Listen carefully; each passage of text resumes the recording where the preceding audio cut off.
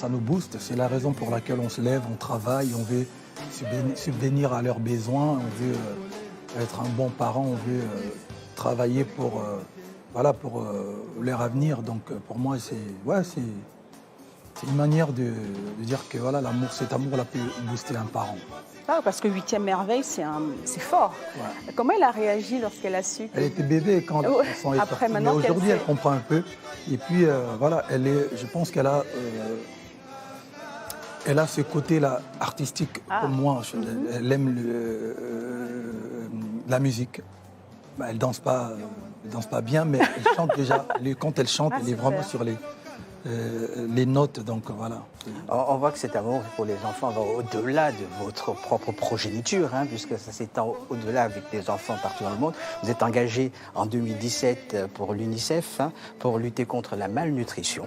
Oui. Et d'ailleurs, en 2021, au mois d'août, vous avez été nommé ambassadeur de l'UNICEF pour la République démocratique du Congo.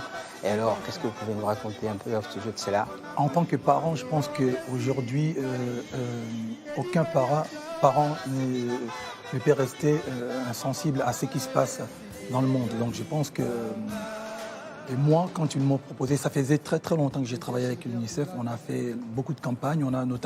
J'ai travaillé avec la MONUSCO pour dénoncer le recrutement des enfants soldats. Donc voilà, c'est quelque chose qui me tient à cœur. Voilà. Et sur le terrain, les gens ressentent votre participation, votre engagement. Avec la fondation. Ça change fondamentalement la vie des gens, quoi. Ouais, ça change. Ouais. J'espère que si l'UNICEF m'a choisi comme ambassadeur, c'est parce qu'ils ont vu qu'il y avait quand même de l'impact sur le terrain. Il y avait quand même, on essaie de conscientiser les parents qui abandonnent leurs enfants. On essaie aussi de dire à d'autres personnes qui ont un peu de moyens, ils peuvent soutenir les enfants qui ont vraiment cette gangrène, par exemple, dans les rues de Kinshasa, les enfants qu'on appelle les enfants sorciers, alors que voilà, c'est terrible. C'est des conneries, ça. Ça, c'est des choses que les églises nous ont ramenées. J'ai un grand respect pour les pasteurs, les églises. J'aime pas trop rentrer sur ces terrains, mais je pense que les églises évangéliques ont ramené beaucoup de choses qui fait en sorte que beaucoup de familles se sont disloquées. Voilà, des sorciers partout par là, prophètes par-ci par-là, et ça entraîne beaucoup de choses, notamment les enfants de la rue, les enfants qui sont chassés de leur maison, des tantes qui se font traiter de sorcières, des grands-parents qui sont traités de sorciers. Donc voilà. C'est important de le dénoncer parce que ce sont des réalités sur le terrain. Quand quelqu'un dans votre famille réussit, il est forcément sorcier.